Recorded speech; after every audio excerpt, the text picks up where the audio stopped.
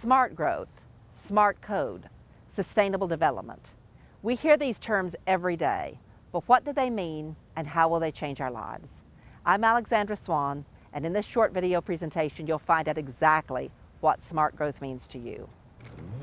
The term sustainable development was coined in 1987 in a report called Our Common Future, produced by the United Nations Commission on the Environment and Development.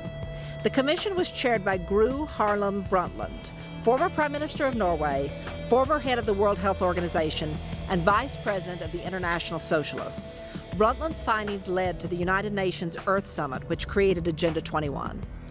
Agenda 21 calls for a profound reorientation of all human society, unlike anything the world has ever experienced, a major shift in the priorities of both governments and individuals, and an unprecedented redeployment of human and financial resources. This shift will demand a concern for the environmental consequences of every human action, be integrated into individual and collective decision-making at every level.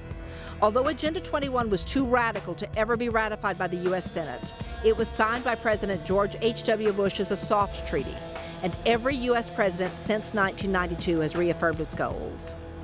Agenda 21 has three parts: economic equality, or redistribution of wealth, not only within, but also among nations, social justice, and environmentalism.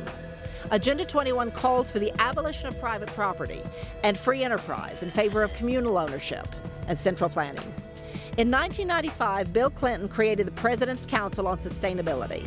Gary Lawrence, a Seattle planner and advisor to the Clinton-Gore Council on Sustainable Development, explained the goal of the council. He said, in some cases, local Agenda 21 is seen as an attack on the power of the nation-state. So we will call our process something else, such as comprehensive planning, growth management, or smart growth. Those are the terms by which we know Agenda 21 today. For the next 13 years, the goals of Agenda 21 advanced slowly throughout the U.S., mainly in corporate policy decisions and on a local level through metropolitan planning. Cities worldwide and throughout the United States joined ICLEI, a UN-accredited non-governmental organization which encourages cities to develop smart growth. But progress was slow because Americans traditionally prefer single-family homes and cars to the densely packed urban housing and public transportation that smart growth demands. But then something happened. The housing market crash of 2007 and 2008 opened the door for the beginning of the radical restructuring of our society needed to achieve Agenda 21. President Obama, then candidate Obama, gave us a glimpse of this in 2008 in his campaign speech in Roseburg, Oregon.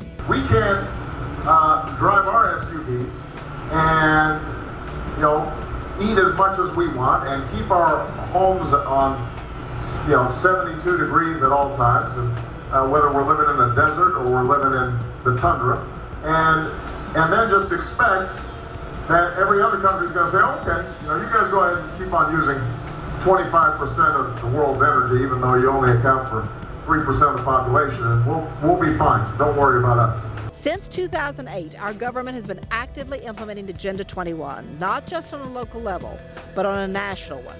Now, in his second term, President Obama is using every resource at his disposal: federal grants to entice cities to embrace sustainability, and federal agencies like HUD and the EPA to force Agenda 21 on all communities, whether they want it or not. The goals of Agenda 21 are not new. They're old-style Marxism repackaged, and they're marching across virtually every community in this country, almost completely unchecked. That's why it's so important to find out what's going on in your community. I will be posting a series of short video blogs to show you how Agenda 21 works and how it's infiltrating communities. Watch them, share them with your friends, find out about the UN companion initiatives that accompany Agenda 21. And then, when ICLEI comes to your town, you'll have the tools that you need to stand up with your fellow citizens and just say no.